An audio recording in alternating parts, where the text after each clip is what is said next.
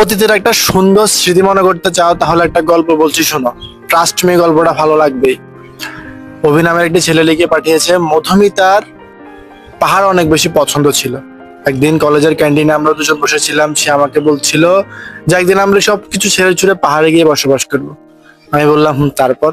সে বললো সেখানে গিয়ে আমরা একটা চায়ের দোকান দিব, আমি চা বানাবো, তুই কাস্টমারদেরকে নিয়ে নিয়ে চা দিয়ে আসবি। আমি একটু হেসে বললাম, এত পড়াশোনা করে শেষে গিয়ে চায়ের দোকান? সে একটু রাগ করে বললো, এই জন্যই না আমি তোকে কখনো বিয়ে করবো না, কারণ তুই আমার মনের কথা বুঝিস না। কিন্তু ঠিক তার 6 বছর পর আমরা বিয়ে করি। ছোট করেই করি, তার ইচ্ছে অনুযায়ী করি।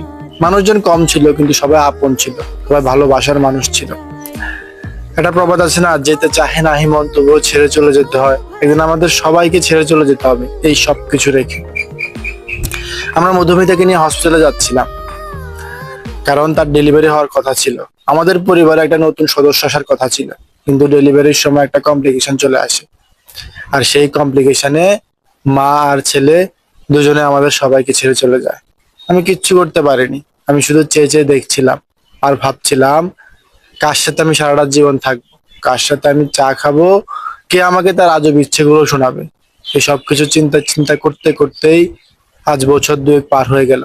এখনো আমার যখন খুব বেশি মন খারাপ হয় তখন আমি পাহাড়ে চলে যাই। সেখানে গিয়ে একটা চায়ের দোকান আছে, সেখানে গিয়ে চা খাই। একটা লোক ক্যাশ কাউন্টারে বসে, একটা মহিলা চা বানায়। ছোট ছোট দুটো বাচ্চা আছে, 10-11 বছর বয়স হবে, তারা কাস্টমারদেরকে চা নিয়ে নিয়ে দিয়ে আসে। আদর করে সেই ছোট ছেলেটাকে আমি বল্টু বলে ডাকি।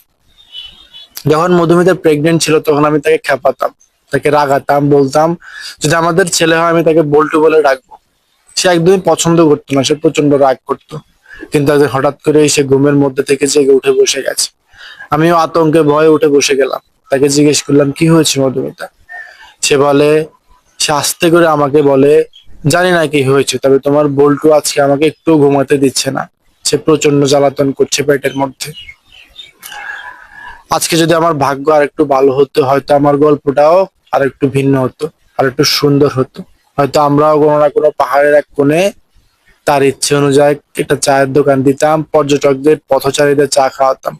এভাবে হয়তো আমাদের দিন কাটতো।